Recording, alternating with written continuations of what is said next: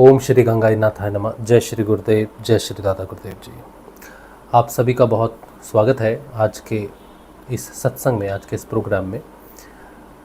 आज का जो विषय है सत्संग का, वो बहुत क्रूशियल पॉइंट है साधना का, बहुत महत्वपूर्ण पॉइंट है साधना का। और यहाँ तक पहुँचने के लिए साधक को कई जन्म लग जाते हैं। ये जो घटना आज हम जिसके बारे में बात करेंगे साधना में, यहाँ तक पहुँचने के लिए बहुत बहुत वर्ष लग जाते हैं, बहुत जन्म लग जाते हैं। तो ये घटना जो है, जहाँ पर एक साधक का साक्षात्कार होता है उसकी मृत्यु के साथ, यमराज के साथ और भगवान श्री कृष्ण के साथ, तो वो घटना क्या है, कैसे घटती है, कब घटती है और कौन सी ऐसी चीज़ें हैं, कौन से ऐसे मुख्य बिंदु हैं जो उस समय साधक के जीवन में घट रहे होते हैं। तो मैंने 4 बिंदु आज मुख्य रूप से, आप देख रहे हैं पीछे उनको लिखा है। एक तो भंवर गुफा मैंने लिखा है, और दूसरा मैंने लिखा है पूर्ण समर्पण, और फिर मैंने लिखा है आत्मजागृति, और एक लिखा है अनहद नाद। ये 4 बिंदुओं पर हम बात करेंगे आज। और आपको साधना में इस बात की जानकारी होगी कि साधना जब आगे बढ़ती है तो मुख्य रूप से कहाँ पर आके बहुत बड़ा बदलाव आता है, जो आपको समझना है कि साधना में अब आपको किस तरफ जाना है, कौन सा आपने रास्ता या कौन सा आपने निर्णय लेना है। ठीक है, तो इसके बारे में हम चर्चा करेंगे आज। और ये चर्चा हमारी 50-1 मिनट चलेगी, क्योंकि 8 बजे तक सत्संग होगा। अभी 7:10 हो रहे हैं। तो अगर आप ये पूरा वीडियो देखेंगे तो मुझे उम्मीद है कि इस पूरे वीडियो को देखने के बाद आपको ये सारी जानकारी तो मिलेगी साधना की, और इसके साथ ही समर्थ सद्गुरुदेव जो आपको आत्म रूप से चेतन कर सकते हैं, उनकी जानकारी भी आपको मिलेगी। अगर आप गुरु ढूंढ रहे हैं और बिना गुरु के ही आप ध्यान करते हैं और अध्यात्म पथ पर चलना चाहते हैं, आत्म जागृति के पथ पर चलना चाहते हैं, तो समर्थ सद्गुरुदेव के बिना आप आगे नहीं जा सकते। किसी भगवान को पूजकर, किसी देव देवी को पूजकर, बाहर की आराधना कर कर, अनुष्ठान करके आप आत्म जागृति प्राप्त नहीं कर सकते। आत्म जागृति केवल और केवल समर्थ सद्गुरुदेव जो योगेश्वर होते हैं, जिन्हें आत्म चेतना करने के लिए भगवान अजन्मा, जिन्हें हम कहते हैं, भगवान अजन्मा और उनके गुरु जो होते हैं, उन दोनों का आशीर्वाद होता है, तभी वो अजन्मा ईश्वर व्यक्ति के, साधक के हृदय में जन्म लेते हैं आत्मा के स्वरूप में। ठीक है, तो इन बातों की चर्चा करेंगे, इसलिए आप कृपया शांति बनाए रखें, शांति से बैठें और ध्यान से सुने। ठीक है, मेरा नाम राज शिव है और मैं एक साधक हूँ, गुरु नहीं हूँ। मैं एक शिष्य हूँ, और मैं जो साधना कर रहा हूँ वो साधना सिद्ध योग की साधना है। और मैं पिछले 11 वर्षों से साधना कर रहा हूँ, 2014 से साधना कर रहा हूँ। 2014 से पहले मैं आराधना कर रहा था भगवान शिव की, महामृत्युंजय मंत्र की। लेकिन 2014 13 नवंबर से मुझे भगवान शिव की कृपा से, मैंने उनसे मांगा था कि आप मुझे गुरु प्रदान कीजिए ताकि मैं आगे बढ़ सकूं जीवन में। तब भगवान श्री भोले की कृपा से मुझे समर्थ सद्गुरुदेव की प्राप्ति हुई थी। और फिर गुरु जी ने जैसे आगे बताया कि साधना करनी है, वैसे तो ऑनलाइन YouTube के माध्यम से मुझे उनकी जानकारी मिली। मैं अपने गुरुदेव जी से कभी मिला नहीं, और शुरू में तो मुझे थोड़ी इस बात से बड़ा दुख होता था कि मैं अपने गुरुदेव से कभी मिल नहीं पाया, कभी उनके दर्शन नहीं कर पाया। लेकिन आज मुझे ये सौभाग्य लगता है कि मैं अच्छा हुआ कि अपने गुरुदेव से कभी मिला नहीं, मैंने कभी उनसे फ़ोन पर भी बात नहीं की। आज मुझे ये सौभाग्य इसलिए लगता है कि आज जब मैं अपने आत्म जागृति का, ध्यान का, योग का, सिद्ध योग का और आध्यात्मिकता का प्रचार करता हूँ, तब बहुत सारे लोग मुझसे पूछते हैं कि हम गुरुदेव से मिलना चाहते हैं, हम गुरु दीक्षा लेना चाहते हैं, तो हम कहाँ जाएं। तो मैं उन्हें यही कहता हूँ कि मैं अपने गुरुदेव से कभी मिला नहीं, और मुझे गुरुदेव का यही आदेश हमें मिला उनके वीडियो के माध्यम से कि जो भी उनके मंत्र को जपेगा मन ही मन, पूरी श्रद्धा से, एक निष्ठ होकर, एक ही मंत्र पर समर्पित होकर उस मंत्र को जपेगा और 2 समय गुरु जी का ध्यान करेगा, उनकी तस्वीर का, वो आत्म जागृति को प्राप्त कर लेगा। शुरू में तो हमें बड़ी दिक्कत हुई ये एक्सेप्ट करने में, स्वीकार करने में कि हम किसी मनुष्य का ध्यान क्यों करें, क्योंकि हम तो भोलेनाथ का ध्यान करते थे और भोलेनाथ ही हमारे पिता माता सब कुछ है।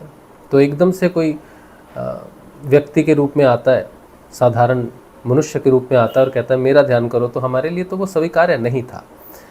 धीरे धीरे हमें गुरु के उस नाम जप से और उस ध्यान से धीरे धीरे हमें ये बात समझ में आई कि गुरु जो है वो कोई साधारण मनुष्य नहीं होता है।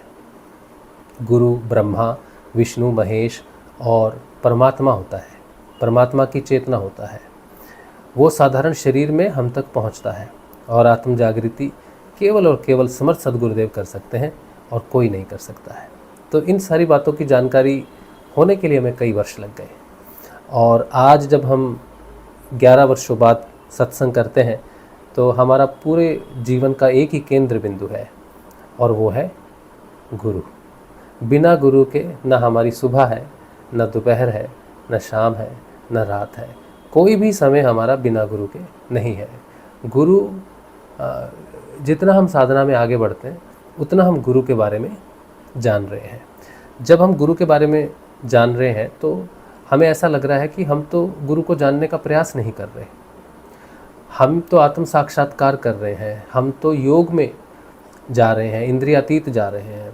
तो जैसे जैसे आत्मा उज्जवल हो रही है, सत्य प्रकाशित हो रहा है, वैसे वैसे गुरु की जानकारी क्यों बढ़ रही है? हम तो अलग से गुरु को नहीं जानने का प्रयास कर रहे, लेकिन फिर भी जो भी जानकारी प्रकट हो रही है वो सत्य की हो रही है, और सत्य ही गुरु है, प्रकाश ही गुरु है। आत्मा का प्रकाश ही सत्य और आत्मा का प्रकाश ही है जो भौतिक रूप से गुरु हमें प्राप्त होते हैं। तो पूरे वीडियोस में जो कुछ भी मैं आज आपको बताऊंगा ये सारा का सारा मेरा निजी अनुभव है। किसी पुस्तक से लेकर मैं आपको ज्ञान नहीं बांट रहा हूँ, और वो मेरे लिए कोई फ़ायदेमंद भी नहीं है। ना ही अपने व्यूज़ के लिए मैं आपको कोई किसी प्रकार का भ्रम देना चाहता हूँ, ठीक है? क्योंकि इंसान बहुत साल जीता है, अगर वो 100 साल भी जिए तो उसके जीवन में लगभग 36,000 दिन आएंगे कैलकुलेशन के हिसाब से। ये जितने भी दिन वो जीता है, एक दिन उसकी मृत्यु होती है। सारे दिन जीवन के होते हैं और एक दिन मृत्यु का होता है। वो मृत्यु का दिन ही ये निर्णय करेगा कि आपकी गति क्या होगी। हम बाकी सारे दिनों को एक दिन के लिए तैयार कर सकते हैं, या फिर एक दिन को भूलकर उन सारे दिनों को मौज मस्ती में उड़ा सकते हैं कि जीवन एक ही है और मृत्यु आएगी, सबको आएगी। ऐसा नहीं है। मृत्यु सभी को एक बार आती है, लेकिन कोई एक ऐसा बिरला होता है, कोई एक ऐसा जन्म लेता है माँ के गर्भ से, महान माँ के गर्भ से महान व्यक्ति जन्म लेता है जो एक ही जीवन में 2 बार मरता है। 2 मृत्यु होती है उसकी।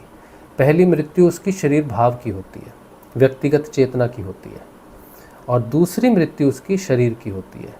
बाकी सारे मनुष्य जो भी जन्म लेते हैं, एक बार जन्म लेते हैं और एक बार मरते हैं।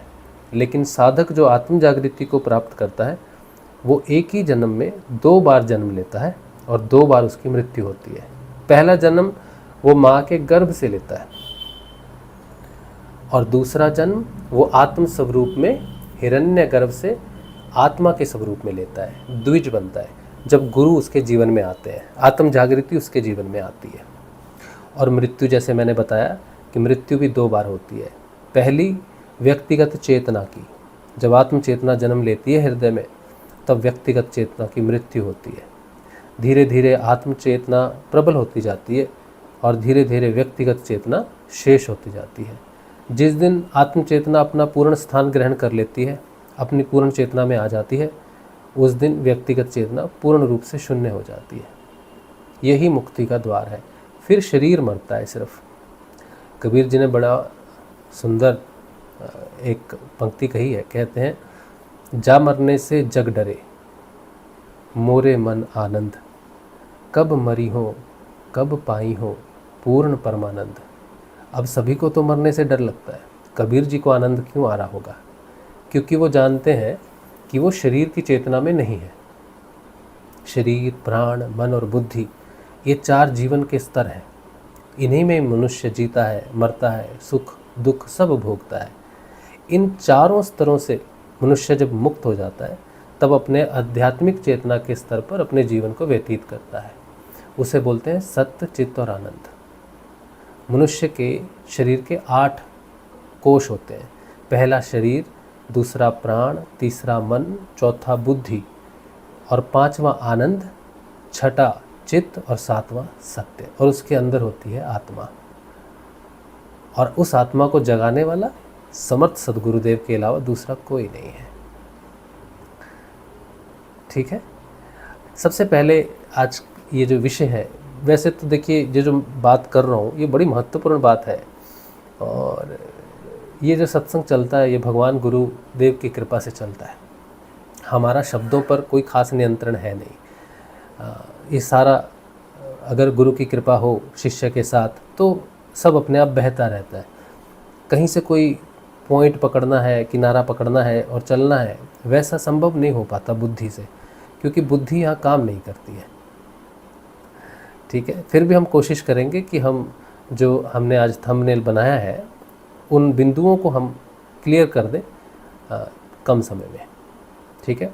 सबसे पहले बात करते हैं कि ये भंवर गुफा क्या चीज़ है। जो हमारे संत हुए, कबीर जी हुए और दूसरे अनेक संत हुए, उन्होंने जब अपनी वाणी में लिखा तो बड़ी गुप्त रूप से लिख देते हैं। वो अनहदनाथ के बारे में बहुत कुछ लिखा और ऐसी वाणी में लिखा, ऐसे गुप्त वाणी में लिखा। जिन्होंने भी लिखा, कबीर जी ने स्वयं तो नहीं लिखा, उनको सुनने वालों ने लिखा, और जिस तरह से उन्होंने बोला होगा वैसे ही उन्होंने लिख दिया होगा। तो बड़े गुप्त रूप से लिखा। अब जब तक अनुभव में ना आए तब तक किसी संत की वाणी को समझना संभव नहीं है। तो अगर हम बात करें कि भंवर गुफा पर बात करें तो इसकी गवाही कौन देगा कि मैं जो बोल रहा हूँ वो सही बोल रहा हूँ? क्योंकि अगर आपने अनुभव नहीं किया है तो मैं कुछ भी कहानी बना के अगर आपको बोल दूँ तो आपको कैसे पता चलेगा कि मैं सही बोल रहा हूँ? इसीलिए संतों ने यह भी कहा है कि जिस सत्य को आप स्वयं नहीं जानते, जिस सत्य की आपने स्वयं खोज नहीं की, वो सत्य आपके किसी काम का नहीं है। संतों ने जो कहना था कह दिया, गुरुओं ने जो कहना था कह दिया। अब हमें उसका साक्षात्कार करना भी जरूरी है। अगर भंवर गुफा को ढूंढते हुए या भंवर गुफा की जानकारी लेते हुए यहाँ तक आए हो तो ये भी जानना पड़ेगा कि अगर सच में भंवर गुफा में जाना है, उसको अनुभव करना है, तो फिर आत्म जागृति के पथ पर चलना होगा। गुरु को अनुसरण करना पड़ेगा। समर्थ सद्गुरुदेव को जैसे वो कहते हैं वैसे उनके कहे अनुसार साधना करनी पड़ेगी। और भंवर गुफा में केवल वही पहुंचता है जो सद्गुरु को, समर्थ सद्गुरुदेव को पूर्ण समर्पित होता है। जो पूर्ण समर्पित नहीं होता वो कभी भंवर गुफा में पहुंचता भी नहीं है। तो एक साधारण शिष्य को भंवर गुफा से डरने की आवश्यकता नहीं है। किसी साधक को डर लगे कि मैं साधना करता हूँ कहीं भंवर गुफा में ना फंस जाऊँ, तो आप नहीं फंसोगे, क्योंकि भंवर गुफा की शुरुआत ही वहाँ से होती है जहाँ पर भगवान गुरुदेव पूर्ण रूप से अपना आसन ग्रहण कर लेते हैं, पूर्ण रूप से शिष्य की डोर अपने हाथ में ले लेते हैं। उसके बाद ही भंवर गुफा शुरू होती है। अगर बिना गुरु के कोई भंवर गुफा में प्रवेश कर जाए तो फिर ये संसार एक भंवर गुफा ही है। आप निकल पाए भंवर गुफा से, बार बार जन्म, बार बार मृत्यु, तो ये भंवर गुफा नहीं है। ये भंवर गुफा है स्थूल रूप से, बाहर जन्म और मृत्यु, इसी का सूक्ष्म स्वरूप अंदर है। जो भी व्यक्ति मरता है वो जन्म लेता है, लेकिन मरने के बाद वो कहाँ जाता है? मरने के बाद वो यमपुरी जाता है, यमलोक जाता है। अगर आप शास्त्रों में देखेंगे तो यमपुरी को दक्षिण की दिशा मानते हैं। जब छोटी दीपावली आती है, नरक दीपावली कुछ बोलते हैं ना, नरक चतुर्दशी, नरक चतुर्दशी बोलते हैं, तो एक दिया निकालते हैं 4 मुखी, है ना, निकालते हैं। और उसको रख देते हैं साउथ में, मतलब दक्षिण में। वो यम की दिशा मानी जाती है। यम की दिशा को प्रज्वलित किया जाता है, उजाला किया जाता है यम की दिशा को, कि यम इधर ना आए। यम प्रकाश में नहीं आएंगे।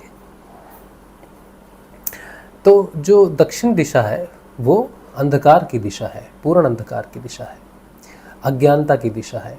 इसीलिए उसे एक गुफा के रूप में माना जाता है। और भंवर गुफा इसलिए माना जाता है क्योंकि उसमें व्यक्ति बार बार गोते खाता है, बार बार व्यक्ति मरता है, दक्षिण दिशा में जाता है, फिर जन्म लेता है, फिर दक्षिण दिशा में जाता है। यमराज बार बार उसको शरीर देता है, बार बार वो शरीर का भोग करता है और बार बार एक ही दिशा में जाता रहता है। एक ही गुफा में बार बार घूमता ही रहता है, घूमता ही रहता है, घूमता ही रहता है। जो एक ही दिशा में बार बार घूमता रहे तो समझो कि वो एक चक्र में फंस गया है, एक वृत्त में फंस गया है। भंवर को अगर सरल भाषा में जाने तो उसे वृत्त भी कहेंगे, तो वृत्त गुफा भी मान सकते हो उसको। बाहर में तो दक्षिण दिशा, आप जहाँ भी हो इस समय संसार में कहीं भी हो, जो दक्षिण दिशा है पृथ्वी की वो मानी जाती है, यमराज की दिशा। लेकिन हमारे शरीर के अंदर भी दक्षिण दिशा है। तो जहाँ पर शरीर का अंत होता है, जहाँ पर व्यक्तिगत चेतना मर जाती है, उसके बाद दूसरे जन्म तक, दूसरे शरीर को धारण करने तक, या फिर ये कहिए व्यक्तिगत चेतना जब मरने वाली है तो उसकी दिशा दक्षिण की तरफ होती है। कहते हैं ना, काल इसके सिर पर घूम रहा है, अब ये बचेगा नहीं ज़्यादा दिन, बोलते हैं ना।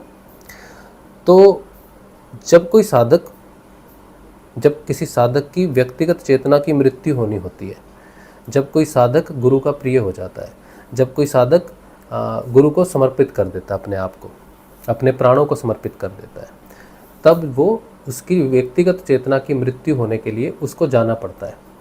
अगर आप, हमारा उपनिषद है एक हिंदू धर्म में, उसका नाम है कठोपनिषद। कठोपनिषद में नचिकेता और यमराज की वार्ता आती है। नचिकेता यमपुरी जाते हैं, यमराज से मिलने जाते हैं। तो वो जो उनकी यात्रा है यमपुरी जाने की, वो यात्रा हर साधक करता है। नचिकेता ना तो पहले थे ना ही आखिरी थे, ठीक है। आप और आपसे पहले कई ऐसे साधक आए जो जीते जी यमपुरी गए हैं। और जब भी हम यमपुरी जाते हैं तो गुरु के साथ ही जाते हैं। अगर जीते जी जाए तो, मरने के बाद तो शरीर को लेके जाते हैं, लेकिन शरीर चेतना भी यमपुरी जाती है, वहाँ से नया शरीर धारण करती है। लेकिन जीते जी जब हम यमपुरी जाते हैं तो हमारा शरीर नहीं जाता है, सिर्फ हमारी चेतना जाती है। तो वो कहाँ से शुरू होता है? जो कुछ भी आपको संसार में बाहर दिखाई देता है वो बाहर है। ये जो द्वार होते हैं ना, पंच इंद्रियों के द्वार है, जिसे हम नव द्वार बोलते हैं। माया के 9 द्वार बोले जाते हैं। ये 2 कान है, नाक है, मुंह है, ठीक है, 2, 2, 4, 2, 6, 7, एक लैट्रिन का द्वार, एक बाथरूम का द्वार, 9 द्वार माने जाते हैं। ये माया के द्वार माने जाते हैं। इनको हम कहते हैं एग्जिट, बाहर, बाहर निकलना, ठीक है। इंद्रियाएं और मन इन्हीं के द्वार के माध्यम से भोग करता है। लेकिन एक द्वार होता है जिसे हम बोलते हैं एंट्री, उसे बोलते हैं हम दशम द्वार। बहुत सारे लोग इस बात पर मुझसे बहस करते हैं कि दशम द्वार ब्रह्मरंध्र है, ये है या कोई और है। लेकिन दशम द्वार हमारा ये जो आज्ञा चक्र होता है, ये होता है दशम द्वार, इसे बोलते हैं। ये द्वार खुलता है तो व्यक्ति की जो चेतना है वो अंतर्मुखी हो जाती है। तब व्यक्ति को कहा जाता है कि अंतर्मुखी हो गया। और ये द्वार खुलता है मणिपुर चक्र के बाद। नीचे में जो मूल धारा चक्र है, स्वाधिष्ठान चक्र है, मणिपुर चक्र है, ये पूरे भौतिक माया के चक्र हैं, अंधकार के चक्र हैं। इनसे कोई व्यक्ति जब ऊपर उठता है तो जब हृदय के साम्राज्य में प्रवेश करना है उसको, तो मणिपुर से सीधा हृदय में प्रवेश नहीं कर सकते। जैसे 6 चक्र दिखाते हैं ना, 6 चक्रों के अलाइनमेंट में मणिपुर के बाद सीधा हृदय चक्र आता है। लेकिन हृदय चक्र मणिपुर से सीधा हृदय में नहीं जा सकते, सीधा रास्ता नहीं है। अगर आप देखोगे भी सीधा रास्ता, अगर मानोगे भी, मान भी लेते हैं सीधा रास्ता है ईड़ा और पिंगला से, तो बहुत लंबा रास्ता है। इतना लंबा रास्ता है कि पूरा ब्रह्मांड आपको तय करना पड़ेगा। अब आप कोई भी रॉकेट ले लो, हजारों हजारों करोड़ों करोड़ों अरबों अरबों वर्ष लग जाएंगे आपको ब्रह्मांड को नापने के लिए। तो मणिपुर से हृदय में जाने का रास्ता बहुत लंबा है, कई जन्म लग जाएंगे आपको। एक शॉर्टकट है, वो शॉर्टकट है ये दशम द्वार, अंदर चले जाओ सीधा, ठीक है, सीधे अंदर चले जाओ। तो सीधे अंदर जाने के लिए जो हृदय में जो द्वार खुलता है, जहाँ पर आत्मा विराज, हृदय से आगे की जो आध्यात्मिक यात्रा किसी भी व्यक्ति की होती है तो वो हृदय से ही शुरू होती है। कोई भी आध्यात्मिक यात्रा मूल धारा से शुरू नहीं होती, या स्वादिष्ठान से या मणिपुर से शुरू नहीं होती है, क्योंकि ये हमेशा व्यक्तिगत चेतना ही रहते हैं। इसमें व्यक्तिगत चेतना आज्ञा चक्र से ऊपर नहीं जाती है। व्यक्तिगत चेतना को तो मरना पड़ता है ना। जो व्यक्ति का आज नाम है, जो उसका संसार है, घर है, परिवार है, अगले जन्म में तो कुछ और हो जाएगा। तो व्यक्तिगत चेतना बदलती रहती है। तो कोई भी व्यक्तिगत चेतना आध्यात्मिक यात्रा नहीं करती है, आध्यात्मिक यात्रा शुरू नहीं होती है। व्यक्तिगत चेतना सिर्फ प्रिपेयर करती है, प्रिपरेशन करती है। हठ योग, ये योग, वो योग, जितने भी योग होते हैं वो सारे के सारे भौतिक चेतना प्रैक्टिस के लिए है, अभ्यास करती है व्यक्तिगत चेतना कि मैं आत्म चेतना में प्रकट हो जाऊं। आत्म चेतना, भगवान श्री कृष्ण गीता में कहते हैं कि अर्जुन, मैं सभी भूत प्राणियों के हृदय में वास करता हूँ, ठीक है, और अपनी माया से सबको भरमाता रहता हूँ। तो भगवान जो हमारा हृदय धड़क रहा है, ये वाला हृदय वो हृदय नहीं है। शरीर के अंदर एक सूक्ष्म शरीर है, प्राणमय शरीर है, उसके अंदर चक्र है। उन्हीं चक्रों के अंदर ही एक सूक्ष्म हृदय, आप समझो ऊर्जामयी हृदय, वो उसका द्वार है। उसमें भगवान श्री हरि हिरण्य गर्भ में शिशु के रूप में विराजमान है। वो आत्म चेतना कहलाते हैं। भगवान श्री हरि कहते हैं गीता में कि यदा यदा ही धर्मस्य ग्लानिर्भवति भारतः अभ्युत्थानम धर्मस्य तदात्मानं सृजाम्यहम् परित्राणाय साधूनां विनाशाय च दुष्कृतां धर्म संस्थापनार्थाय संभवामि युगे युगे। तो भगवान कहते हैं मैं हर युग में प्रकट होता हूँ।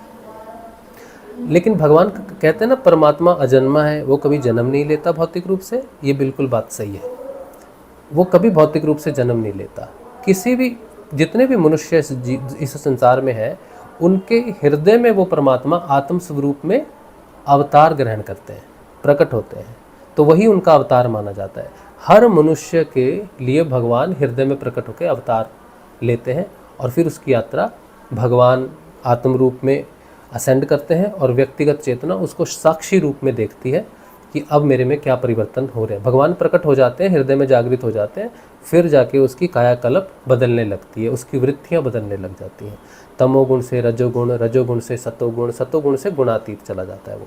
तो व्यक्तिगत चेतना धीरे धीरे आत्म चेतना में लय होती है, साक्षी रूप में देखती रहती है, संसार का साक्षात्कार करती है कि ये माया है, ये लोभ है, ये लालच है, फिर उसे सब दिखने लग जाता है आत्मा के प्रकाश में। तो जब तक भगवान श्री कृष्ण हृदय में आत्म स्वरूप में चेतन नहीं होते, तब तक आत्म साक्षात्कार, माया की जानकारी और विद्या का ज्ञान ये सब नहीं होता है, ब्रह्म विद्या नहीं प्राप्त होती है। ठीक है, तो सूक्ष्म शरीर में जो हृदय है, वहाँ पर जाने के लिए हमें सूक्ष्म में जाना पड़ेगा। भौतिक शरीर में रास्ता नहीं है। तो ये भौतिक शरीर जो है, अगर ये जो जिसे हम बोल रहे हैं दशम द्वार है, ये काट पीट के खोलने वाली बात नहीं है। इसके अंदर जो द्वार खुलता है वो सीधा प्राण में जगत में जाएगा, सीधा प्राण में जगत में जाएगा। और जैसे ही कोई साधक अपने गुरु को पूर्ण समर्पण करता है कि भगवान, हमने बहुत बाहर नाम लिए, बहुत कुछ साधना की, बहुत कुछ किया, अब हमारे जीवन में कुछ बचा नहीं है, या हम आगे अब संसारिक जीवन में अब हम आपके सिवाय अपनी जिम्मेदारी किसी को नहीं देते।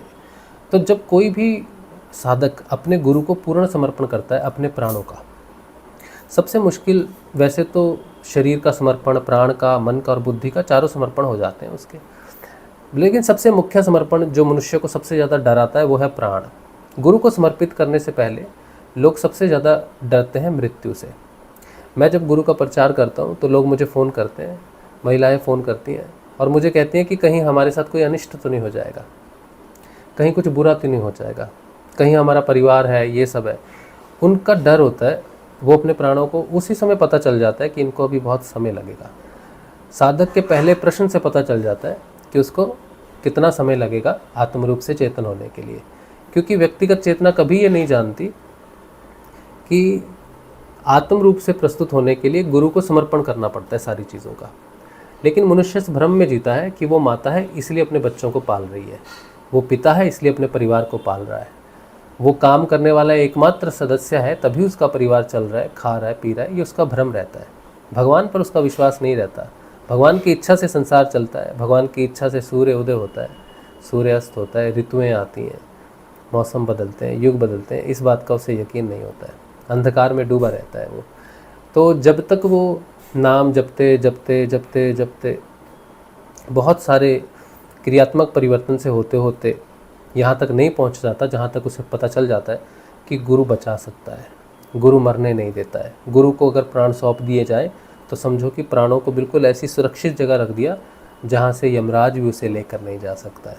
एकमात्र गुरु है, गुरु का वो सानिध्य है, गुरु का एरिया है जहाँ पर यमराज प्रवेश नहीं करते हैं।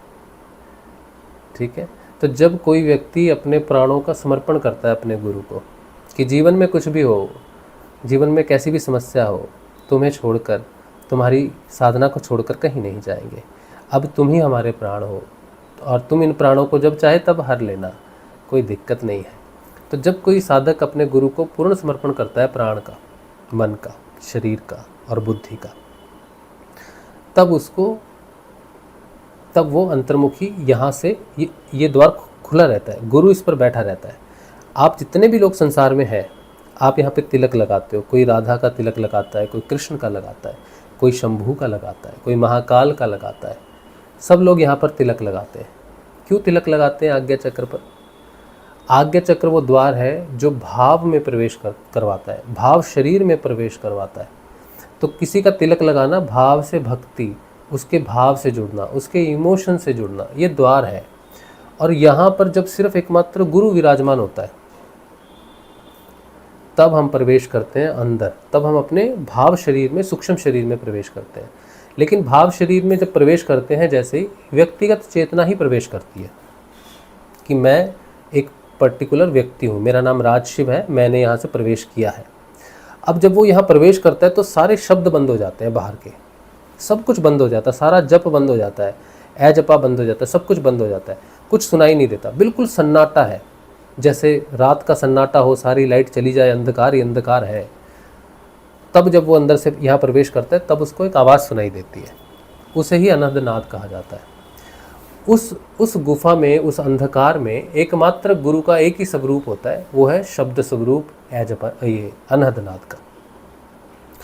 अब जो व्यक्ति के जीवन में अनहद नाद प्रकट हो जाए, पहले मंत्र जपता है व्यक्ति, फिर अजपा जाप उसको लगता है, अजपा जाप से बाहरी मुखी चेतना अंतर्मुखी होती है, और जब वो यहाँ से अंदर प्रवेश करता है तब उसको नाद मिलता है, क्योंकि सूक्ष्म में शब्द नहीं है। कोई भी शब्द आपने जपा, कोई भी गुरुजी ने आपको मंत्र दिया है, एक मिनट,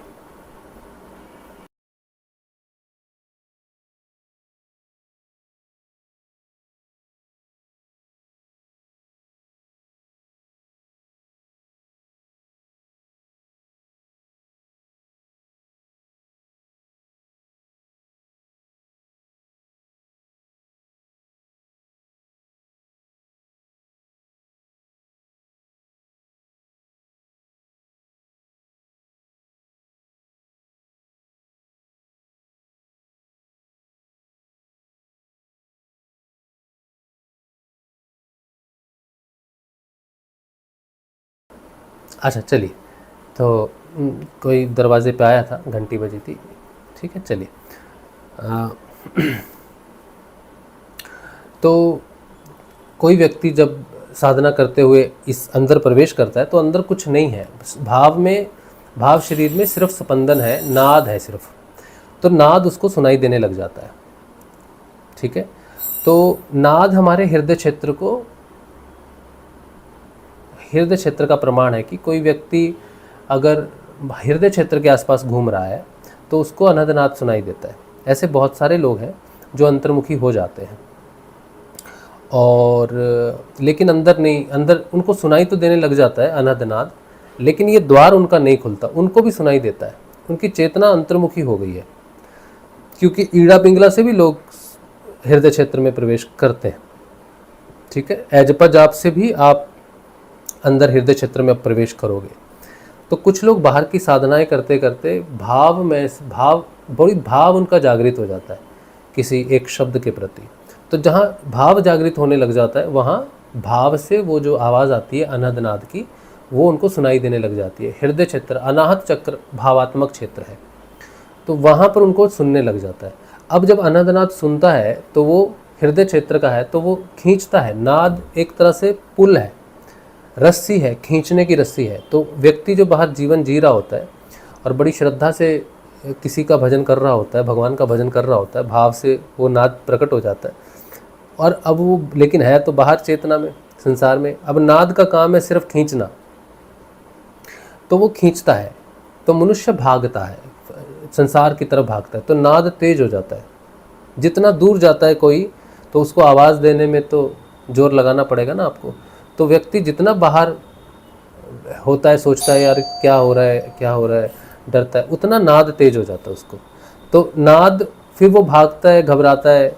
उस समय वो नाद जो है उसके लिए यही प्रेरणा देता है कि इस समय तुमको अंदर आना है, लेकिन तुम्हारे अंदर आने का जो द्वार है वो आज्ञा चक्र है। बिना आज्ञा चक्र के द्वार के बिना तुम अंदर नहीं आ सकते। ठीक है, तो आज्ञा चक्र के द्वार को खोलने वाले को ढूंढो। तो उसके जीवन में बहुत सारे ऐसी घटनाएं घटती हैं जिससे वो घबरा के भागता है इधर उधर, भगवान को प्रार्थना करता है, बचा लो, क्या हो गया मुझे, और सिर में प्रेशर बनता है, शरीर में प्रेशर बनता है। बहुत सारी घटनाएं प्राण की घटने लग जाती हैं, क्योंकि भाव जो है ना वो प्राण से जुड़ा हुआ है। तो अगर भाव प्रकट हो जाएगा तो प्राणों में उत्थान होने लगेगा, प्राण ऊपर उठने लगेगा, सिर में उठने लगेगा, आज्ञा चक्र में उठने लगेगा, आज्ञा चक्र में प्रेशर बनने लगेगा, क्योंकि वो द्वार यही है जहाँ खुलना है, लेकिन खोलने वाला नहीं है आपके पास। तो जिनको नाद सुनाई देता है उनको बहुत तकलीफ भी होती है।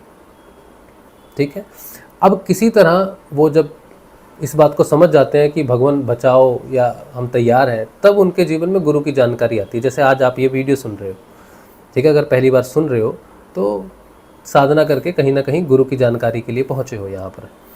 जब गुरु आते हैं जीवन में और गुरु का ध्यान किया जाता है यहाँ पर, तब ये द्वार खुलता है और नाद वाला व्यक्ति जिसे बिना गुरु के सुन रहा था वो यहाँ प्रवेश करता है। और जो गुरु होता है जिसका, वो भी जब प्रवेश करता है, तो दोनों जब गुरु के सहारे जब आज्ञा चक्र में प्रवेश करते हैं, तो आज्ञा चक्र से लेकर ये हृदय चक्र तक, सूक्ष्म शरीर के अंदर, भौतिक शरीर के अंदर नहीं, इसके अंदर पूरा अंधकार है। ये यम की दिशा है, साउथ जिसे बोलते हैं। तो यहाँ पर वो जैसे जैसे जाता है, यम उसको धक्का मारता है कि निकल बाहर यहाँ से, तो कहाँ आ रहा है, यहाँ तेरी ज़रूरत नहीं है, तू नहीं आ सकता यहाँ पर। यहाँ पर सिर्फ व्यक्ति मरने के बाद आता है, जीते जी नहीं आ सकता। तो यमराज अपना पूरा जोर लगाता है और उस व्यक्ति को मृत्यु भय प्रकट होता है, साधक को। अब उस समय उसको ना गुरु दिखाई देता है, उस समय ना तो फील होता है कि गुरु है, मंत्र भी जपता है, ध्यान भी करता है, लेकिन कुछ भी गुरु का अनुभव नहीं होता। गुरु उस समय बिल्कुल गायब होता है उसके लिए। ऐसा लगता है कि गुरु है ही नहीं है। हम किसे ध्यान कर रहे हैं, हम किसका नाम जप रहे हैं, ना ये प्रार्थना का जवाब देते हैं, ना ध्यान से कुछ हो रहा है, कुछ भी नहीं हो रहा। ये सच में गुरु हैं, समर्थ गुरु हैं, या लोगों ने हमें उल्लू बना दिया। उस समय गुरु सिर्फ बैठ के देखता है कि बस बेटा मेरे पे विश्वास रख, क्योंकि वहाँ गुरु अंध गुफा में प्रकट नहीं होते। गुरु वहाँ पर साधक को पूर्ण समर्पण से अपने प्राण, मन और बुद्धि को मृत्यु के सामने रखना पड़ता है कि मैं जिसके सहारे आया हूँ, मैं जिस गुरु का ध्यान करते हुए आया हूँ, अब मैं भी वापस नहीं जा सकता। अगर उसमें क्षमता है तो अब भंवर गुफा में वो मुझे बचा लेगा। गुरु की क्षमता वहीं पे प्रकट होती है सबसे, और गुरु उस समय सबसे नज़दीक रहता है तुम्हारे। यमराज का, माया का प्रभाव होता है, जो बीमारियों का भय प्रकट होता है। मुझे प्रकट हुआ था, मुझे लगा था मैं मर जाऊंगा, तो कैंसर हो जाएगा। कैंसर के लिए टेस्ट भी कराया, अपने नाखून देखता रहता था, आंखें देखता रहता था, खून है शरीर में, खून है नाखून में, खून है। तो मैंने टेस्ट करवाया, तो मैंने टेस्ट करने वाले से पूछा, मैंने कहा टेस्ट का रिजल्ट तो तब आएगा, तब आएगा, तुम्हें क्या लगता है मेरे हीमोग्लोबिन है क्या? बोल रहा मुझे तो वो बोल रहा मुझे तो लगता है जितना होना चाहिए उससे थोड़ा ज़्यादा ही है आप में। तो बोला आपको ये डर क्यों लग रहा है? तो मैंने कहा नहीं लग रहा है ना, क्योंकि मेरे माताजी को ऐसा था रोग, तो इसलिए डर लग रहा, थोड़ा पीठ की भी समस्या हो रही है, तो इस तरह से जीवन में बड़ी समस्याएं हो रही हैं, इसीलिए डर लग रहा है। बोला ठीक है। रिजल्ट तो नॉर्मल आया उस समय, लेकिन बहुत भय बन गया था। और जब मैं ध्यान के लिए बैठता था उस समय, तो मुझे ऐसा लगता था कि पीछे मेरे कोई खड़ा है और उसके हाथ में, जैसे पीछे देख रहे हो ना यमराज है, यमराज के हाथ में है ना ये काटने वाला, सिर काटने वाला, तो मुझे ऐसा लगता था कोई खड़ा है और मेरा सिर काट देगा। तो मैं ध्यान करते करते ऐसे देखता रहता था पीछे, या आंखें खोल लेता था डर के। अकेले में मैं ध्यान नहीं कर पाता था, इतना डर लगने लग गया था मुझे। तो वो यमराज की उपस्थिति के कारण होता है, मृत्यु की उपस्थिति के कारण होता है। और वो डर इसलिए लगता है क्योंकि हम व्यक्तिगत चेतना है, आत्म चेतना को डर नहीं लगता, जो मर सकता है उसी को डर लगता है। तो शिष्य को बड़ा डर लगता है अंध गुफा, अब भंवर गुफा भी कह लो, अंध गुफा भी कह सकते हैं आप इसको। और इस समय पूर्ण समर्पण जो रखता है और कहता है कि अब आंखें बंद हैं, अब गर्दन कटी तो कटी, लेकिन नाम यही जपना है, ध्यान यही करना है, तब जाके यमराज के स्वरूप में ही यमराज स्वयं है जो हृदय के द्वार को खोलते हैं। मेरे जीवन में जब मेरा ये घटना घटी, जब मेरा हृदय द्वार खुल रहा था, सबसे पहले तो मुझे भगवान श्री गुरुदेव के स्वप्न में दर्शन हुए थे। जब भगवान गुरुदेव के स्वप्न में मुझे दर्शन हुए तो वो बैठे थे और मैंने उनकी गोदी में सिर रखा और मैं बहुत रो रहा था कि मेरे जीवन में बड़ा कष्ट है गुरुदेव, मैं आपकी साधना कर रहा हूँ पिछले 5 वर्षों से, ना तो मेरे शरीर की समस्या ठीक हो रही है, ना मेरे पास अच्छी नौकरी है, ना धन है, ना घर है, ना इज्जत है, ना सेहत है, मेरे पास कुछ भी नहीं है, मैं ये जीवन में इतना परेशान हूँ ना गुरुदेव, मैं क्या करूँ। तो मैं बहुत रो रहा था और ये सारे भाव बोल के तो नहीं, मैं ये भाव जो बोल रहा हूँ ना, ये सारे भाव इमोशंस में प्रकट हो रहे थे, भाव में। और मैं बहुत रुदन करता हूँ, मेरा कंठ अवरुद्ध हो गया, सांस रुक गई मेरी सोते सोते, और एकदम से मैं झटके से उठा। फिर मैंने सांस ली और मैंने कहा गुरुदेव आए थे सपने में। फिर मैं वापस सो गया, फिर से गुरुदेव आए सपने में। वो सपन फिर आगे फिर से कंटिन्यू हुआ और गुरुदेव ने मेरे सिर पर हाथ रखा और मुस्कुराते रहे। और फिर मैं फिर से उठा, फिर मेरा स्वप्न टूट गया। फिर अगले 1 हफ्ते में मैंने महसूस किया कि मेरे हृदय में जो यहाँ अनाहत चक्र होता है वो घूम रहा है। मैंने उसे घूमता हुआ महसूस किया, और जब वो घूमता था तो मुझे ऐसा लगता था कि मुझे हार्ट अटैक हो रहा है, क्योंकि उस समय मृत्यु भय बहुत ज़बरदस्त बना हुआ था। तो लेकिन उस दिन शायद बृहस्पतिवार था और मैं अपने बेटे को कहीं लेके जाता था ट्यूशन। तो मैं चल रहा था रास्ते में, सुबह 7:30 बजे का समय था, और वो यहाँ पर बहुत ज़ोर से घूमा। जैसे आप कोई बहुत तेज नट खोलते हो ना, कोई बहुत तेज़ी से खोल देते हो तो गुर्र करके खुलता है, वैसे वो खुला। वो 2.5 से 3 सेकंड, और पहले सेकंड में मुझे लगा कि मेरी मृत्यु होने वाली है, हार्ट अटैक है ये तो, क्योंकि ये शरीर में ऐसी चीज़ें तो कभी अनुभव नहीं किया। तो पहले तो लगा कि अब हार्ट अटैक होगा। फिर दो सेकंड, दूसरे सेकंड में मैंने कहा मरे तो मरे, बस जय गुरुदेव हो गया काम तो हो गया, क्या करेंगे। और तीसरे सेकंड ही वो शांत हो गया। 3 से मैक्सिमम 3 या 4 या 5 सेकंड लगे होंगे उस घटना को। उसी में मेरे को मृत्यु भय प्रकट हुआ, उसी में मैंने गुरुदेव को याद किया, उसी में समर्पण करके हाथ जोड़ के कहा कि मर रहे चले और फिर वो अच्छा, उससे पहले मेरे को हृदय के ठीक पीछे पीठ में चींटियाँ रेंगती थी, लोगों की आज्ञा चक्र में रेंगती हैं, मेरी पीठ पे रेंगती थी और मुझे बड़ा अच्छा लगता था महसूस। और जैसे मैं थोड़ा सा हिलता था तो वो बंद हो जाता था। जब मैं बहुत स्टिल हो जाता था, बिल्कुल एकदम से बैठता था, तो वो महसूस होता था मुझे। तो मेरे को उस समय डर लगता था। मैंने तो हार्ट के सारे टेस्ट करवा लिए, लिपिड प्रोफाइल, ये प्रोफाइल, वो प्रोफाइल, सब टेस्ट करवाया, कोलेस्ट्रॉल कितना है, ये तो बहुत बड़ा मृत्यु भय लगता था उस समय। तो हफ्ते 10 दिन के अंदर वो मेरा हृदय द्वार खुला, और फिर उसके बाद यम स्तुति। और उस समय जब ये हृदय द्वार खुल रहा है, जिस समय मेरी चेतना हृदय में थी, उस समय मैं यम की स्तुति, जब मैं ध्यान में बैठता था तो यम की स्तुति होती थी। मैंने अब कौन ऐसा व्यक्ति होगा संसार में जो यम की स्तुति करेगा घर में बैठकर, है ना। हम भगवान की स्तुति करेंगे, यम की स्तुति क्यों करेंगे। लेकिन जब मैं ध्यान में बैठता था तब यम स्तुति होती थी और मैं बड़ा हैरान होता था। बड़ी अच्छी स्तुति थी वो, अब मुझे तो याद नहीं है। यम यम यम यम यम ऐसा कुछ चलता था, बहुत ज़बरदस्त। और जब मैं बस में ट्रैवल कर रहा हूँ, सफ़र कर रहा हूँ, ऑफिस जा रहा हूँ, कहीं जा रहा हूँ, तब भी वो बैठे बैठे अचानक ध्यान लग जाता था बस में, और यम यम यम यम बहुत अच्छी स्तुति चलती थी यमराज की। इतना प्रेम हो गया मुझे उस समय यमराज से, सत्य से, क्योंकि पहले तो हम बहुत झूठ बोलते थे, भर भर के छोटी छोटी बातों पे झूठ बोलते थे। लेकिन जब ये यम की घटना घटी, यम की स्तुति होने लग गई, तो मुझे सत्य इतना प्रिय लगने लग गया।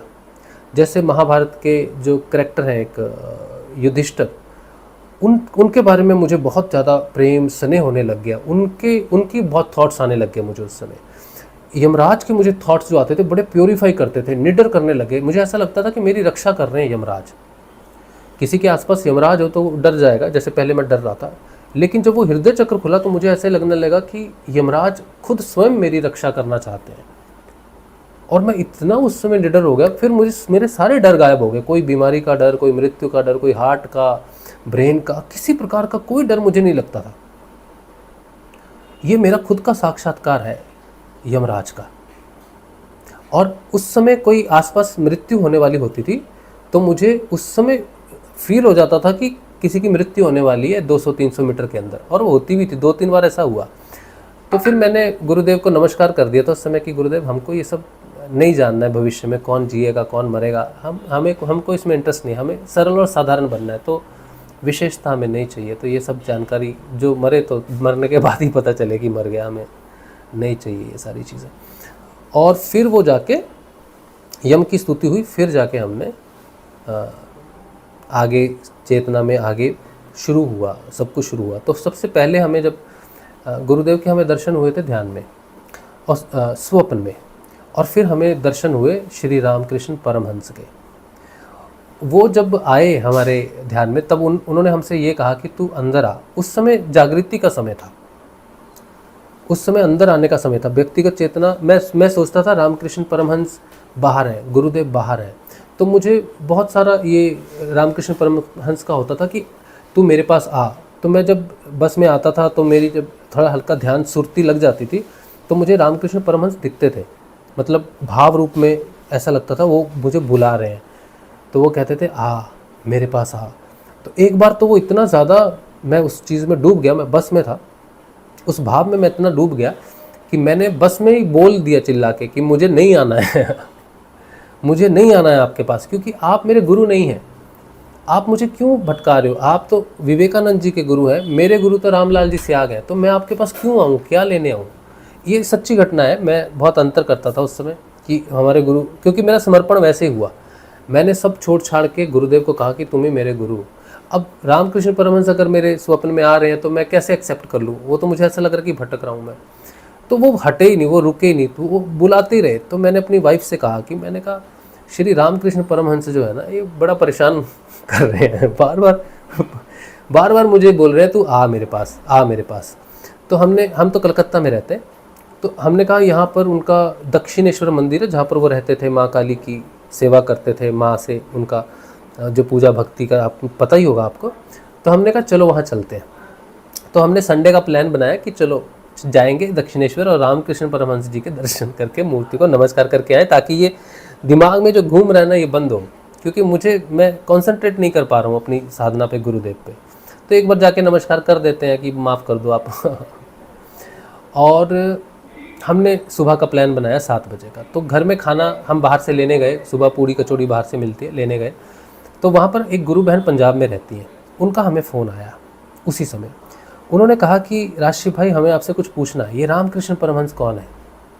मैंने कहा आपको नहीं मालूम? रामकृष्ण परमहंस विवेकानंद जी के गुरु हैं, बहुत समर्थ गुरु हुए और बहुत बड़े परमहंस हैं, वो भगवान का स्वरूप है, भगवान ही मानते हैं उनको, भगवान ही है।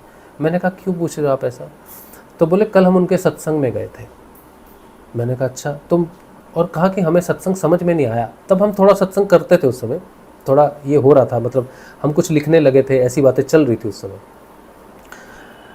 तो उन्होंने कहा कि सत्संग में हमें उन्होंने बताया, गुरुजी ने जो सत्संग कर रहे थे कहते थे कि रामकृष्ण परमहंस से किसी ने कहा कि तुम तो माँ काली से बात करते हो, तो माँ काली को मेरे घर भेजो। तो रामकृष्ण परमहंस ने कहा कि अपने घर का एड्रेस दो। तो उन्होंने कहा मेरे घर का एड्रेस दे दिया उन्होंने, जो घर में भौतिक एड्रेस होता है दे दिया। तो बोले ये तुम्हारे घर का एड्रेस नहीं है। 1 मिनट।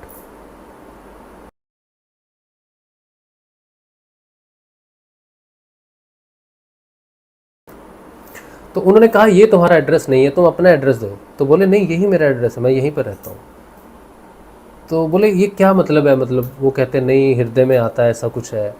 तो मैंने तब वो जो गुरु बहन ने मुझसे उस समय पूछा कि भौतिक एड्रेस जो होता है ना वहाँ व्यक्ति नहीं रहता। बस वो पूरे सत्संग को मेरे लिए उस गुरु बहन ने फ़ोन करके, देखो अगर ये मेरे मन का भ्रम होता है कि रामकृष्ण परमहंस मेरे दिमाग में लोचा बन के घूम रहे हैं और मेरे को भ्रम हो रहा है कि वो मुझे बुला रहे हैं, तो जिस दिन सुबह मैं मंदिर में, दक्षिणेश्वर मंदिर में जा रहा था उनको प्रणाम करने के लिए, उसी दिन गुरु बहन ने वो सत्संग अगले रात को सुना था। अगले दिन मुझे कहती है कि क्या मतलब है कि हृदय में रहते हैं? भौतिक एड्रेस पे नहीं रहते। मैंने कहा वो सत्संग तुम्हारे लिए था ही नहीं, वो सत्संग मेरे लिए था। तो रामकृष्ण परमहंस मुझे कह रहे थे कि बेटा मैं बाहर कहीं नहीं हूँ, मैं आत्म चेतना हूँ। अब ये बात मुझे समझ नहीं आ रही कि गुरुदेव आए, हृदय चक्र खोला, अब रामकृष्ण परमहंस क्यों आते हैं? आखिर मेरा तो लीनियज अलग है, मेरा तो गुरुदेव अलग है। मैं समझ ही नहीं पाया कि क्यों हो रहा। बाद में मुझे समझ में आया कि कोई कनेक्शन है गुरुदेव का श्री रामकृष्ण परमहंस के साथ। या मैं कलकत्ता में आया, क्योंकि मैं तो पंजाब में पैदा हुआ और नौकरी के चक्कर में 2005 में मैं कलकत्ता आया। मैं कलकत्ता आया और मैं एक महीना 3 महीने के बाद मैंने डिसाइड किया कि मैं कलकत्ता में नहीं रहूँगा। और उस समय दुर्गा पूजा का समय था। तो दुर्गा पूजा देखने के लिए मैं ऐसा रुका कि हमेशा के लिए रुक गया। मुझे माँ काली ने यहाँ रोक लिया, माँ दुर्गा ने मुझे यहाँ रोक लिया। तो जो माँ शक्ति है यहाँ पर, जो जागृत शक्ति है माँ, वो शक्ति ने मुझे कलकत्ता में रोक के रखा। अब मुझे अभी तक मालूम नहीं है, मैंने अपना पुनर्जन्म अभी तक साक्षात्कार नहीं किया है कि मेरा रामकृष्ण परमहंस के साथ क्या संबंध है, या मेरा कलकत्ता के साथ या काली माता के साथ पहले से क्या संबंध है। लेकिन ये मेरी साधना में बहुत महत्वपूर्ण हुआ, क्योंकि मैं जब पहली बार, जब मेरे आज्ञा चक्र में, जब मैं गुरुजी को समर्पण करने के लिए बाहर की पूजाओं को नमस्कार कर रहा था, तो शनिदेव की भी पूजा करता था मैं उस समय। तो शनिदेव को मैं नमस्कार करने के लिए उनके मंदिर गया कि मैं बाहर की पूजाओं को त्याग रहा हूँ और आप मुझे आज्ञा दीजिए कि आपकी जो कृपा सदैव बनी रहे, और मेरे समर्थ सदगुरुदेव अगर मुझे आत्म रूप से चेतन करेंगे, आध्यात्मिक उन्नति दे सकते हैं, तो आप मुझे आज्ञा दीजिए कि मैं एक अच्छा शिष्य बनूं और सिर्फ गुरु का ही ध्यान करूं, गुरु का मंत्र जपूं। तो वो डिटैच हो गया उस समय, मतलब शनिदेव ने मुझे आज्ञा दे दी। और शनिदेव के साथ ही काली की जो मूर्ति रहती है, जब मैंने काली के सामने अपना सिर रखा, तब मैं मानता नहीं था कि काली माँ कौन है, क्या है। मुझे तो ऐसा लगता था देवी है। जैसे ही मैंने काली माता के सामने अपना सिर रखा, उसी समय मेरी रीढ़ की हड्डी से, मूलाधार से लेकर पीछे से पूरा आज्ञा चक्र में एक भंवर की तरह, एक बिजली की तरह, एक तेज इलेक्ट्रिसिटी की तरह वो घुस गया कुछ। उस समय मुझे लगा मुझे चक्कर आया है। अब बाद में, आज मैं कितने वर्ष हो गए मैं इसको कनेक्ट करता हूँ कि रामकृष्ण परमहंस के साथ क्या संबंध रहा होगा, जो वो कहते हैं कि मैं अंदर हूँ, मैं तेरे अंदर हूँ। और अंदर कौन है? अंदर आत्मा है। आत्मा के सिवाय अंदर कुछ भी नहीं है। तो श्री रामकृष्ण परमहंस अगर आत्मा है, तो मैं तो अपने गुरुदेव को समर्पित हुआ। मैंने तो रामलाल जी स्याग को नमस्कार किया था, मैंने तो इनको अपना आत्मा माना था। तो रामकृष्ण उस स्वरूप में मुझे क्यों बुला रहे हैं अंदर? क्या चक्कर है ये? और मैं तो अभी मंदिर में हूँ, और मैं तो काली माता को इसलिए नमस्कार कर रहा हूँ कि माँ, मैं अब मंदिरों में नहीं आऊँगा नमस्कार करने के लिए। तो माँ के सामने जब मेरा सिर झुका हुआ है, उसी समय ही मुझे चेतना क्यों आई? उसी समय ही मैं अंदर प्रवेश क्यों किया अपने भाव रूप में, प्राण रूप में, आत्म रूप में? उसी समय घटना क्यों घटी? तो काली माँ के साथ मेरा क्या कनेक्शन है, या गुरुदेव का क्या कनेक्शन है? क्योंकि मेरा अलग से तो कुछ नहीं है।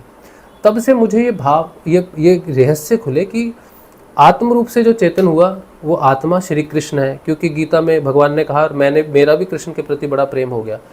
लेकिन जागृत हुआ काली माता के सामने, भजा मैंने गुरुदेव को, और रामकृष्ण मुझे अंदर बुला रहे हैं। तो उस समय मुझे समझ में आया कि इन चारों का कोई आपस में कोई कनेक्शन है, ये एक ही है। काली माता, रामकृष्ण परमहंस, गुरुदेव और ये आत्मा, ये एक ही है, ये दो नहीं है।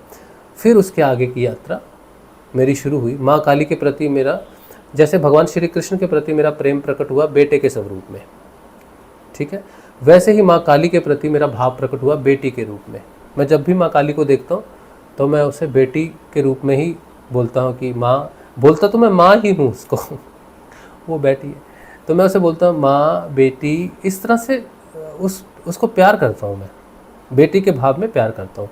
इसी तरह से कृष्ण को भी मैं बेटी के रूप में प्यार करता हूँ, कृष्ण को भी मैं माँ ही बोलता हूँ, तो गुरु को भी मैं माँ ही बोलता हूँ। तो मेरे लिए जो जागृति, आत्म जागृति जो प्रकट हुई, या तत्व स्वरूप में जो प्रकट हुआ, वो माँ के स्वरूप में प्रकट हुआ।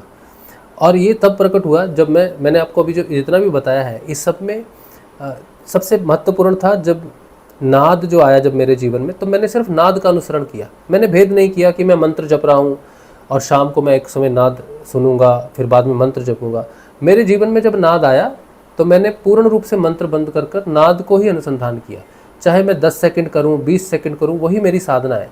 अब उसने उसी समय के अंदर ही मेरे को आगे लेके जाना है। तो मैंने पूर्ण समर्पण किया नाद को, मैंने पूर्ण समर्पण किया गुरुदेव को।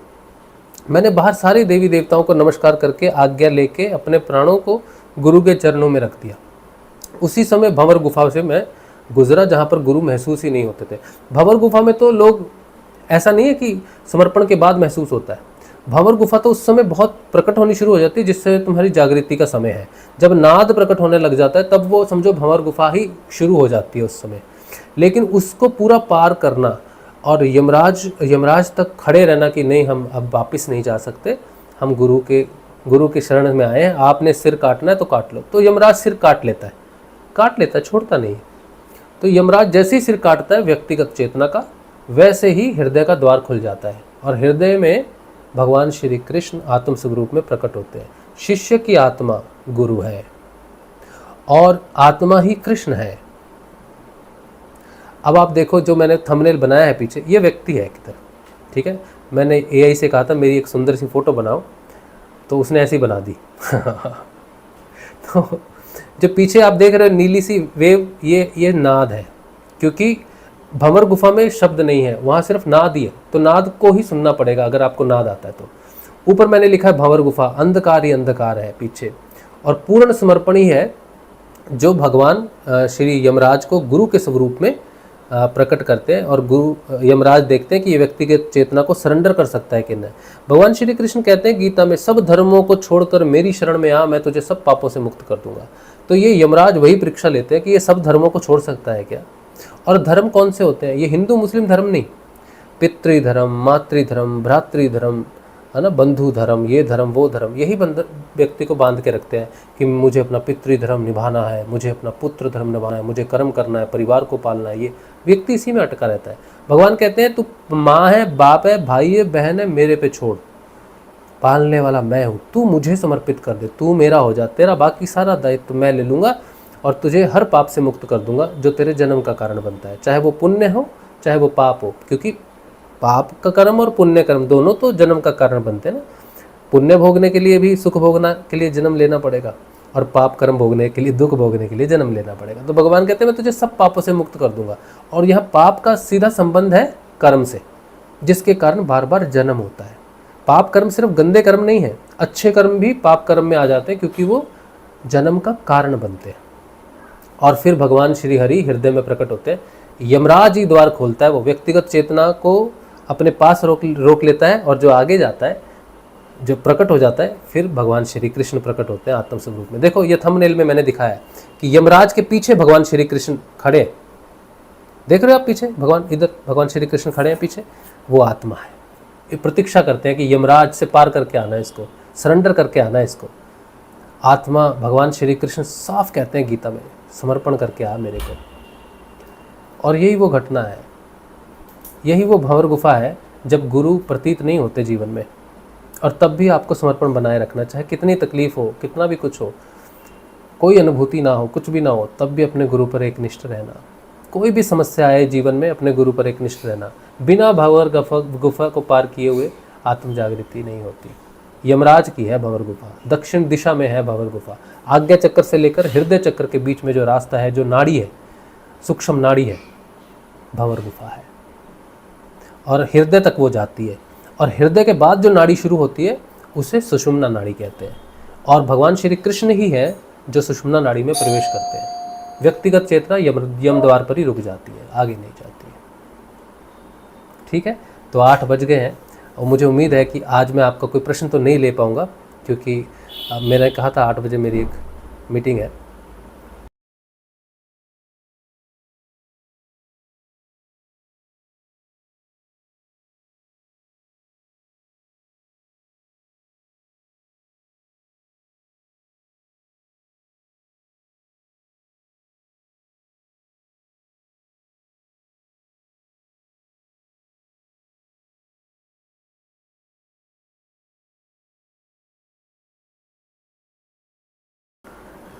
चलिए, तो मुझे उम्मीद है कि आज का जो सत्संग है ये आपको साधना के प्रति, गुरु के प्रति जानकारी दे। मैंने गुरु की जानकारी देनी थी, मैंने बोला था आपको कि अंत में हम आपको गुरु जी की जानकारी देंगे। जो भी व्यक्ति इस वीडियो को पहली बार देख रहा है और साधना में आना चाहता है, आत्म जागृति के पथ पर चलना चाहता है, तो गुरु कोई शरीर नहीं होता है। आप ये मत सोचना कि गुरु जी शरीर में नहीं है। आज किसी व्यक्ति ने हमसे एक प्रश्न पूछा था, उन्होंने पूछा था, मैं आपको बता देता हूँ, पूरा पढ़ के बता देता हूँ, मेरा समय बचेगा।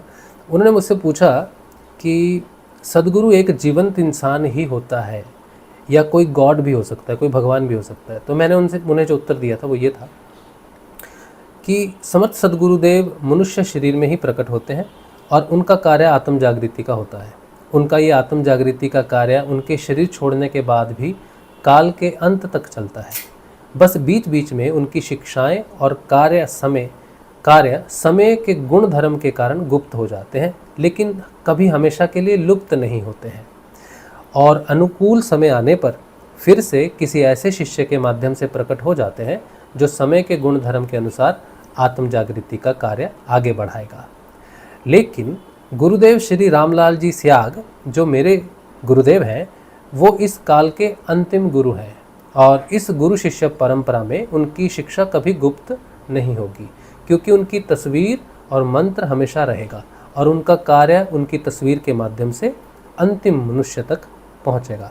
इसीलिए गुरुदेव ना तो कभी लुप्त होंगे, समर्थ सद्गुरुदेव इस बार लुप्त नहीं होंगे। इससे पहले जो कुछ भी हुआ समय के कारण, अब आगामी समय में सद्गुरु लुप्त नहीं होंगे, क्योंकि उनकी तस्वीर रहेगी, उनकी शिक्षा रहेगी, उनका शब्द रहेगा। तो आत्म जागृति की कार्य गुरुदेव की तस्वीर के माध्यम से और उनके मंत्र के माध्यम से हमेशा अंत काल तक चलता रहेगा। हमें जो भगवान गुरुदेव मिले वैसे ही मिले, उनकी फ़ोटो मिली और उनका मंत्र मिला, उसी को हमने जपा, मन मन में जपा, जैसे उन्होंने बताया वैसे ही जपा और उनकी तस्वीर का 2 बार ध्यान किया 15 मिनट के लिए। उसी से ही हमें भगवान श्री गुरुदेव के योग की प्राप्ति हुई है। अगर आप भी गुरुदेव की जानकारी को चाहते हैं तो आप मुझे व्हाट्सएप करें। व्हाट्सएप में आप मुझे फ़ोन करने की आवश्यकता नहीं, आप बस इतना लिखें कि हमें समर्थ सद्गुरुदेव की जानकारी दे दीजिए राजश्री भाई, तो हम आपको व्हाट्सएप पे क्या क्या भेजेंगे, 3 वीडियो भेजेंगे गुरुदेव के छोटे वीडियो। उसमें गुरुदेव का मंत्र दिया हुआ है और गुरुदेव ने बताया है कि इस मंत्र के साथ दूसरा मंत्र नहीं जपना है या कैसे जपना है। तो 3 छोटे छोटे वीडियो हैं, वो देख लेने हैं। एक हम आपको बुकलेट देंगे PDF की, उसमें गुरुजी का ध्यान कैसे करना है, कुंडलिनी क्या है, कुंडलिनी क्या करती है, कुंडलिनी क्या करती है, वो सारा उसमें दिया, PDF है, ठीक है, 7-8 पेज का, वो जरूर पढ़ लेना आपने। और एक गुरुदेव का 30 मिनट का वीडियो है, उसमें पूरी आत्म जागृति के बारे में गुरुजी की दीक्षा वीडियो है।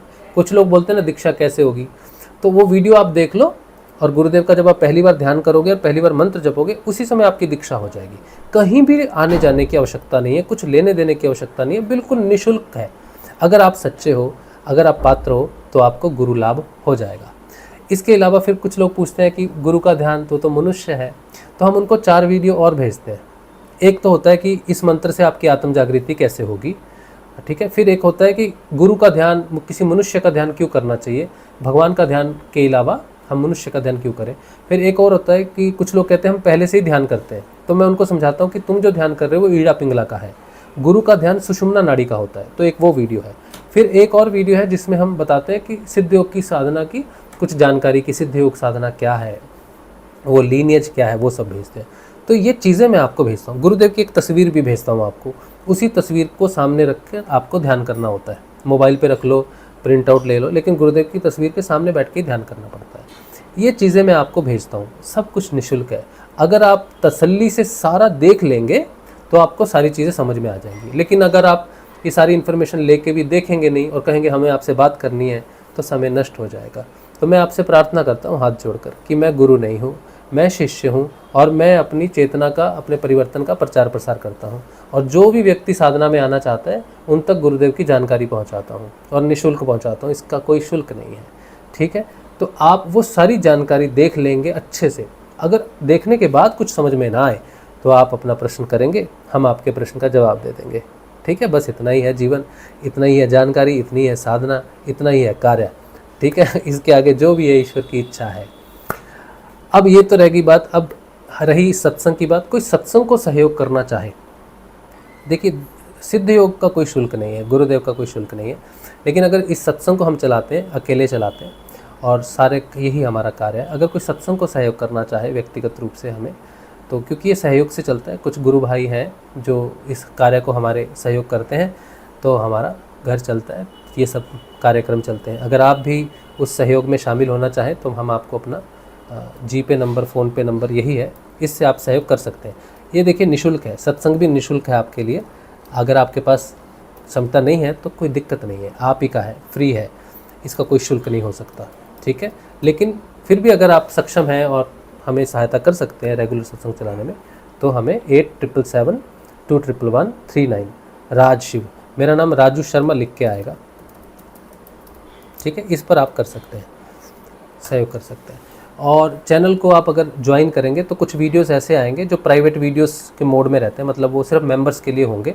वो वीडियोस ऐसे हैं, कभी रात को 12 बजे हमें क्रिया, जैसे कल एक क्रिया हो रही थी तो हमने वो वीडियो बनाया, वो हम शेयर करेंगे कि कुर्म नाड़ी का एक क्रिया हो रही थी, कुर्म नाड़ी कैसे, वो थोड़ा वीडियो बनाया। तो हम वो कुछ ऐसे वीडियोज़ है जो मेंबर्स के लिए लाना चाहते हैं। उसमें हम ऐसे अच्छे से सच धज के बाल बना के ऐसे नहीं बैठते हैं, उसमें तो हम बैठे हैं, सो रहे हैं, लेट रहे हैं, तो वो सभी के लिए नहीं है। सिर्फ जो लोग जुड़ना चाहते हैं और जो लोग मेंबर्स के रूप में जुड़ना चाहते हैं उनके लिए हम साधना में उनको पता चले कि 2 समय के ध्यान के अलावा भी जीवन में बहुत घटनाएं घटती हैं, साधक के जीवन में बहुत कुछ होता है, तो उनको थोड़ी इंटरनल जानकारी भी मिले उस चीज़ की। तो आप चैनल को ज्वाइन कर सकते हो। सब्सक्राइब तो आप करोगे ही, लेकिन आप ज्वाइन भी कर सकते हो चैनल को। अलग अलग मेंबरशिप्स हैं, आप वो मेंबरशिप लेके भी चैनल को सपोर्ट कर सकते हैं। तो यही बात है आज का। अभी हम प्रश्न नहीं लेंगे हम आपके। शान कह रहे हैं चक्कर में जो बंद लगते हैं उनके ऊपर भी वीडियो बनाएं। ठीक है, हम प्रयास करेंगे। पहले मैं सारा दिन में 8 रोटी खाता था, अब 5 क्यों? गुरप्रीत, मुझे माना, फिर बाद में बात करेंगे, ठीक है। आज का वीडियो बहुत अच्छा था, वेरी हेल्पफुल। मुझे उम्मीद है कि आपको साधना की जानकारी सही तरीके से मिले और आप एक अच्छे शिष्य बने, अपनी साधना अच्छे से करें और आत्म जागृति को प्राप्त करें।